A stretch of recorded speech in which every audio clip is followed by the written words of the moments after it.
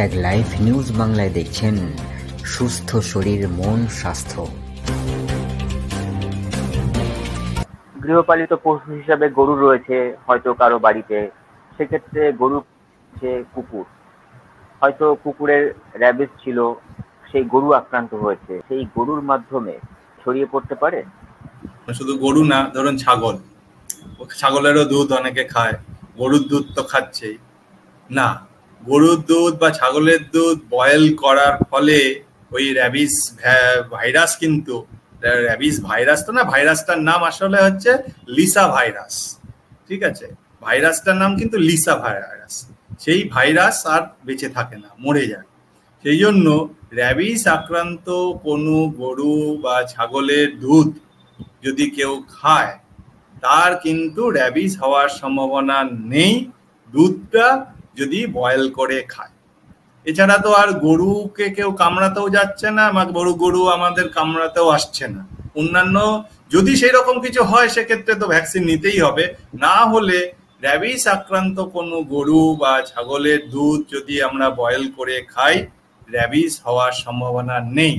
এটা কিন্তু অনেকেরই ভুল ধারণা আছে আর কি এই বিষয়ে। এটা কিন্তু আবার ভালো করে পরিষ্কার করে বলে, র্যাবিস এটা শুধু ভারত নয়, এটা বিশ্বেরই কিন্তু একটা অন্যতম প্রধান সমস্যা। সারা বিশ্বে 150টিরও বেশি দেশে কিন্তু র্যাবিস আছে।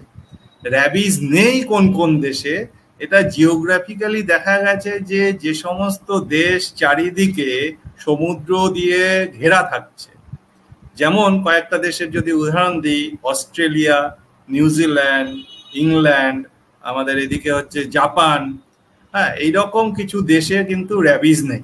ভারতের কি সব জায়গায় র্যাবিস আছে? না, ভারতেরও দুটো ইউনিয়ন টেরিটরি, একটা হচ্ছে লাক্ষাদ্বীপ আর একটা হচ্ছে আন্দামান নিকোবর। এই দুটো জায়গায় কিন্তু ভারতে র্যাবিস ফ্রি।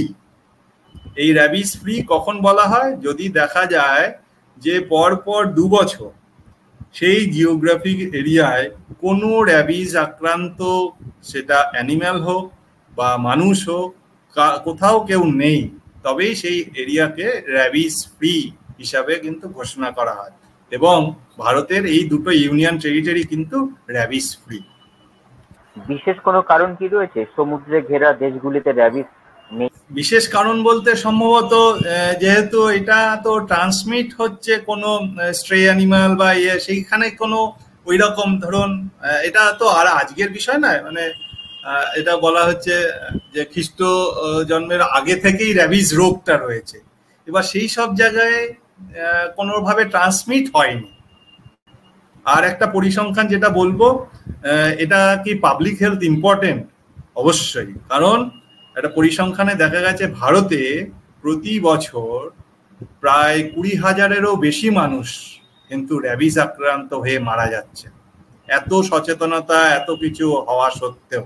সেই জন্যই এই আপনার এই চ্যানেলের মাধ্যমে বা মিডিয়ার মাধ্যমে যেটা আমি অনেকবার বললাম, যে যাকে কামড়াচ্ছে সেই জায়গার লোকাল যে treatment, thorough cleaning with soap and water, এইটা প্রাথমিক। তারপরে অতি দ্রুত যে কোনো হাসপাতাল, স্বাস্থ্যকেন্দ্রে গিয়ে ডাক্তারবাবুকে দেখিয়ে ভ্যাকসিন, দরকার হলে ইমিউনোগ্লোবুলিন যদি নিতে হয় তাহলে নিতে হবে। কারণ এই র্যাবিসটার অন্য কোনো ট্রিটমেন্ট নেই, কিন্তু আমরা এই রোগটাকে প্রিভেন্ট করতে পারি শুধুমাত্র ভ্যাকসিন দিয়ে, 100% প্রোটেকশন সেক্ষেত্রে। সেই জন্য এই বিষয়টা সবার কিন্তু সচেতন হওয়া দরকার।